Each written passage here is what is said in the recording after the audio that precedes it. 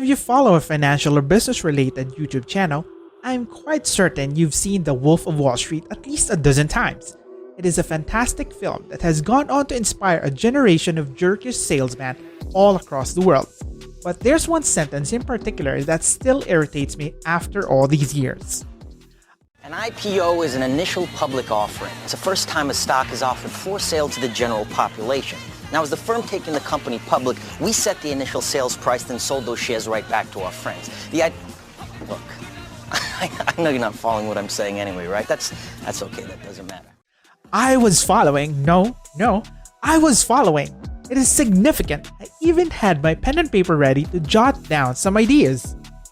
If you're anything like me, you've probably been thinking the same thing. But that's alright. Jordan Belfort, the actual Jordan Belfort, stated that the film was only partly based on his book, which was only loosely based on facts. There are a number of items purposely kept out of the book because they may be deemed profits of crime if they were included. Similarly, many elements were kept out of the film since Martin Scorsese specialized in charting the rise and fall of organized criminal leaders, not in studying false market activities. But that's fine, since you guys have me. So, it is time to look behind the hood of Stratton Oakman's dubious activities and see how it allowed Mr. Belfort to make nearly $1 million in ill-gotten earnings every week. But first, if this is your first video to our Smart Stocks Academy channel, let me welcome you. Don't forget to hit the like button, subscribe, and click the notification bell next to it to be the first to know when we have a new video like this. So if you're ready, let's get to the topic.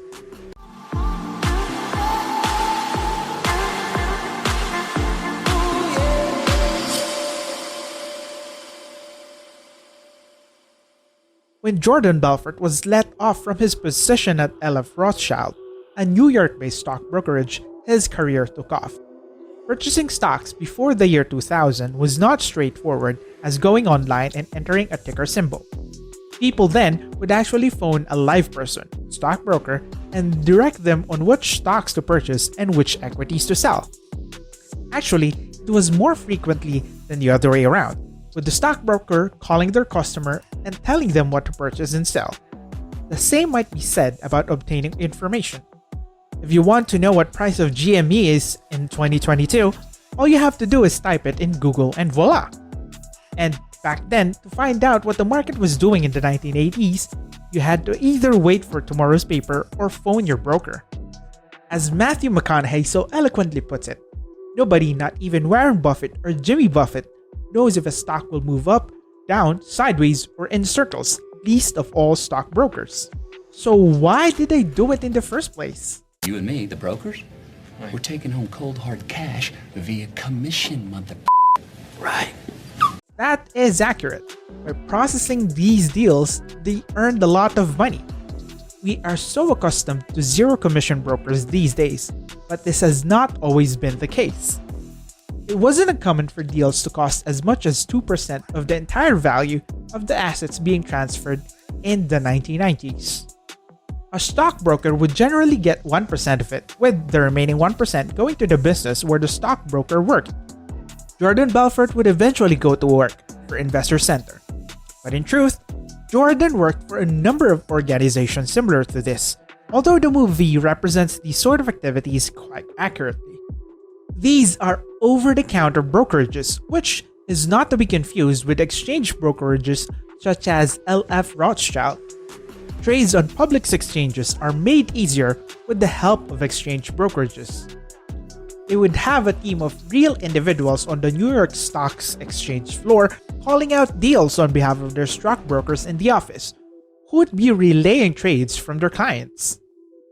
As we have seen, the system was still vulnerable to unethical behavior, most notably stockbrokers pressuring their clients to make as many trades as possible in order to increase their commissions. But the exchange maintained some level of control over all of the players in the game to ensure that things didn't get out of hand. If the exchange determines that a stockbroker or stockbroking firm is behaving in a manner that is damaging to the exchange's reputation, they have the authority to remove them off the trading floor. This would obliterate the stock brokerage industry since they can't conduct trades if they can't make money. Exchanges also have strict rules in which firms may be listed on their platforms. They verify financial accounts, run background checks on management, and make sure that when you contact the company's headquarters, the CEO's mother does not answer the phone. Over-the-counter businesses are distinct. They do not employ the services of an exchange, and as a result, they avoid most of the regulation and control that comes with them. Companies may go straight to these over-the-counter firms and say, "Hey, I need $1 million in funding for R&D on a new piece of radar technology that has both military and civilian uses." "Sure," the stock company will answer, "but we retain half of anything raised for you." At best, these businesses is merely searching for money to get their ideas off the ground. At worst, they are attempting to deceive investors with the money they raise. Another thing to consider is that the 50% figure was only a work of Hollywood fantasy. On these deals, the over-the-counter brokers were probably only generating approximately 10 to 20% profit. In any case, it should be obvious that any firm that needs to pay a stockbroker a 20% commission only to raise money is probably not worth investing in, which is why Jordan Belfort and his associates used high-pressure sales methods on inexperienced investors. Jordan eventually formed Stratton Oakman, a division of Stratton Securities that traded both over-the-counter and exchange-listed businesses. Later, Belfort and his co-founders Brian Blake and Danny Porush, portrayed as Donnie Azoff in the 2013 film, purchased the whole business and began to modify how things were managed. As he explains it, selling garbage to garbage men and making cash hand over fist. Belfort had been making a lot of money, but he had bigger plans. He then hired a team of brokers who would aggressively push any stock he directed them to. Before issuing this order, he would contact an unaffiliated but reliable contact to acquire a big amount of shares in a little value firm, preferably one with a market valuation of less than $100 million. He would order all of his brokers on his sales floor to go out and sell the stocks to whoever would purchase it after his connections, affectionately known as rat holes, owned a large enough share of the firm. This purchasing frenzy would raise the price, making it simpler to sell to new investors. "This stock has quadrupled in value this week. Get it now or you lose out." Jordan would order his rat holes to begin selling once the stock price had reached a specific level. During this time, Jordan's firm would make it extremely difficult for ordinary clients to sell their stocks. Brokers would be ordered not to take phone calls from investors trying to sell, or to lose trade orders on purpose. This provided the rat holes time to abandon their positions, and the price would fall as soon as normal investors could start selling their own stock. The rat holes would then give Belfort the money they had made, retaining a tiny portion for themselves. When Stratton Oakman began bringing firms public, this technique reached new heights.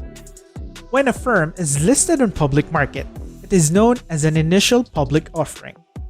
There are several laws and regulations involved in this procedure, but the benefit to the firm is that it becomes easier to obtain funds from public markets at the end of the day.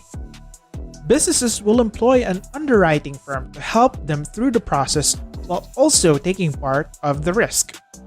The underwriting business will thereafter be in charge of ensuring the IPO's success.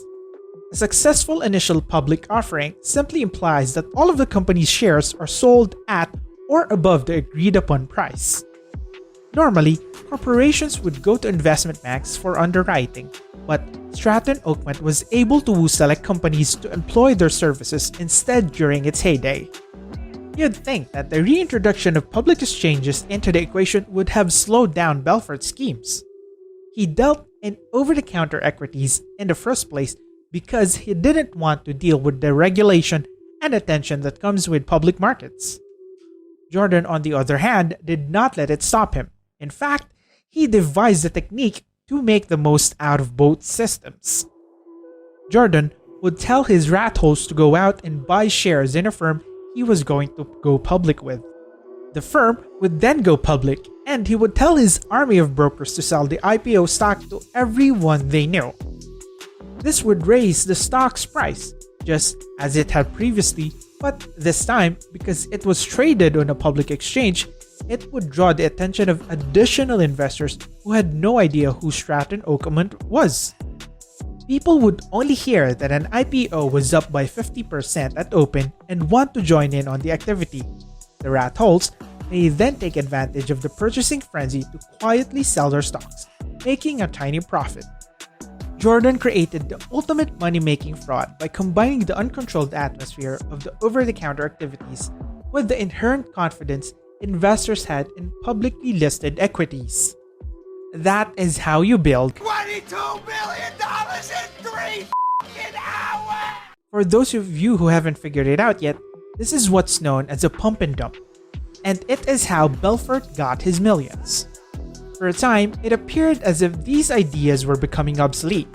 Investors were no longer subject to brokers who would hype up some tiny-sized firm, thanks to online stock platforms and simple access to market information. Pump and dump scams have returned with a fury as a result of the advent of weakly regulated crypto exchanges. Only difference is that today's boozed-up stockbrokers have been replaced by gaming influencers and Discord groups, and penny stocks have been substituted by stupid meme currencies. And with that, today's video comes to a close. If you haven't already, hit the like button below to show your love and support for this video. Also, don't forget to hit the subscribe button and the notification bell next to it to be the first to know when a new video is posted. Thank you for stopping by, we hope you had a good time, and we hope to see you again.